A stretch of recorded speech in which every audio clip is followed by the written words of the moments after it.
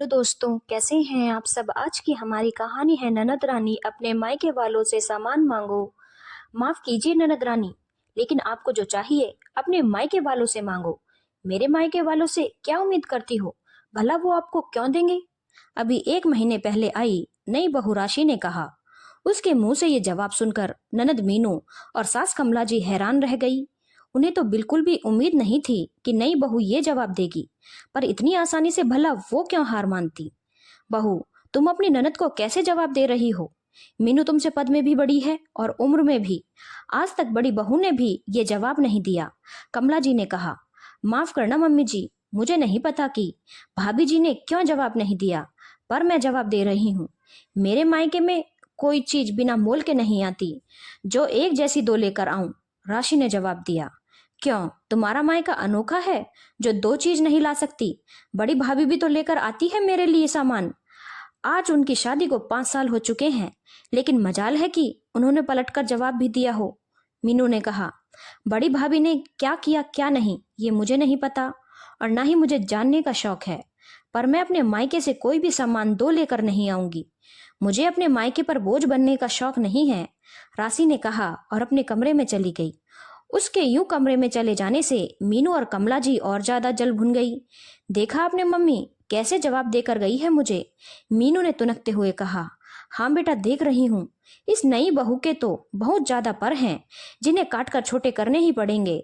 आने दे शाम को तेरे भाई को, अब वही बात करेगा इससे। कमला जी ने कहा। कमला जी के 2 बेटे थे। बड़ा बेटा पुनीत और उसकी पत्नी काजल नौकरी के कारण दूसरे शहर में रहते थे। उनका एक बेटा भी था जो अभी 2 साल का था। छोटे बेटे विजय की अभी 1 महीने पहले ही राशि से शादी हुई थी। कमला जी की एक बेटी भी थी जिसका नाम मीनू था। उसका ससुराल इसी शहर में था, पर कमला जी के मन में मीनू के लिए ज्यादा लगाव था, इसलिए वो उसके गलत में भी साथ देती थी। मीनू की बड़ी खराब आदत थी, उसे कपड़े और बाकी का सामान वैसा ही चाहिए होते थे जैसे भाभी मायके से आते हैं। इसलिए कमला जी ने अपनी बड़ी बहू को भी साफ कह रखा था कि वो अपने मायके से जो भी सामान लाए वो एक नहीं बल्कि दो लेकर आए, ताकि मीनू को भी दिया जा सके।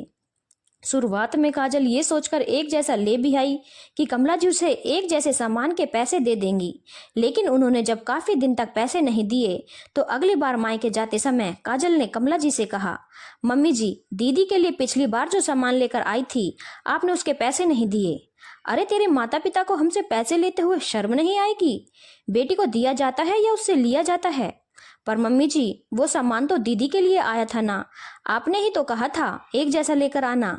हाँ तो एक जैसा लेकर आना है मतलब तेरे मायके वालों की तरफ से लेकर आना है, हम क्यों उसके पैसे देंगे भला। कहकर कमला जी अपने हाथ नचाती हुई कमरे में जाकर बैठ गई। ये सुनकर काजल का दिमाग खराब हो गया।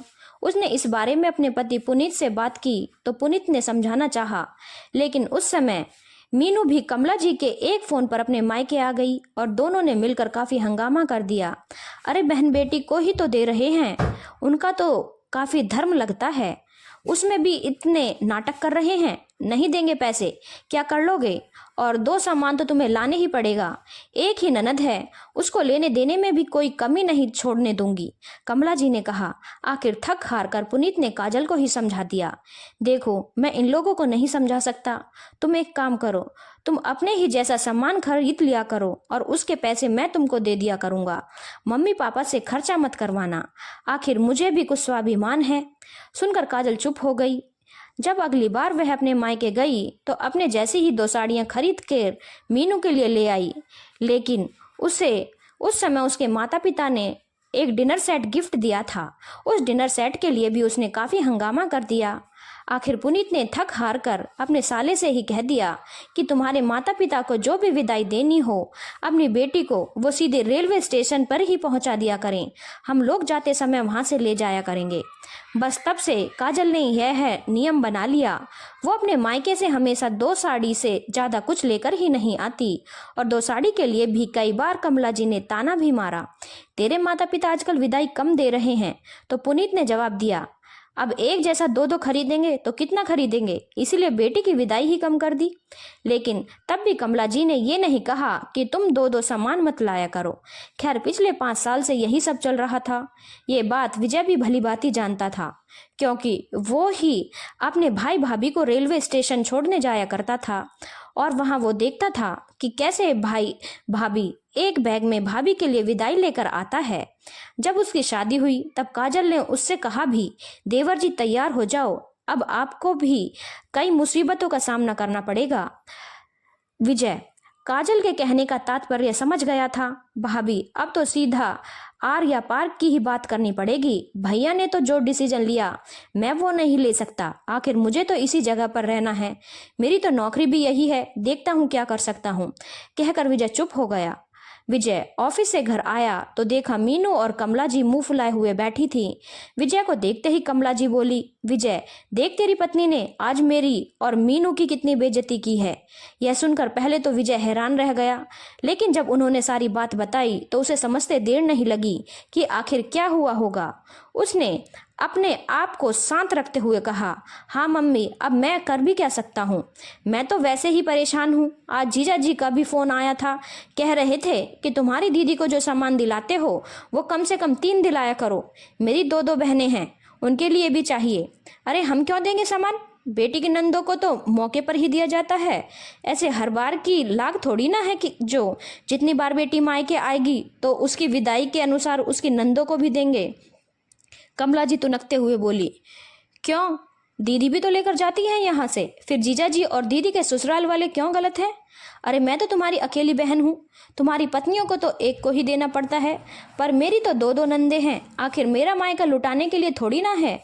अब की बार मीनू बोली, अच्छा दीदी, खुद के मायके वालों के पैसे खर्च हो रहे हैं तो दर्द हो रहा है, और अपनी भाभी के मायके वाले कुछ नहीं, उनके पास क्या खजाना भरा पड़ा है जो हर बार तुम पीछे पड़ जाती हो। अच्छा तो मेरी बेटी को देने के नाम पर ये सब सुना रहा है, खबरदार एक भी शब्द बोला तो देख लेना। फिर क्या देख लेना मम्मी, कहीं ऐसा ना हो कि बेटी के चक्कर में आप अकेले रह जाओ, और जहां तक मुझे लगता है तुम्हारी बेटी तो तुम्हारी सेवा करने वाली नहीं है, जो खुद अपना मांग मांग कर काम चला रही है वो तुम्हारे लिए क्या कर लेगी। अपनी बेटी को देना है तो अपने दम पर दो ना, किसी और पर बोझ क्यों डाल रहे हो, विजय ने कहा। विजय की बात सुनकर कमला जी ने मीनू की तरफ देखा, जिसके खुद के चेहरे पर से हवाइयां उड़ चुकी थी। आखिर ये देखकर कमला जी चुप हो गई। उसके बाद उन्होंने दोबारा कभी अपनी बहुओं को एक जैसे 2 सामान लाने के लिए नहीं कहा। धन्यवाद दोस्तों, अगर आपको कहानी अच्छी लगी हो तो चैनल को लाइक, शेयर और सब्सक्राइब करना ना भूलें।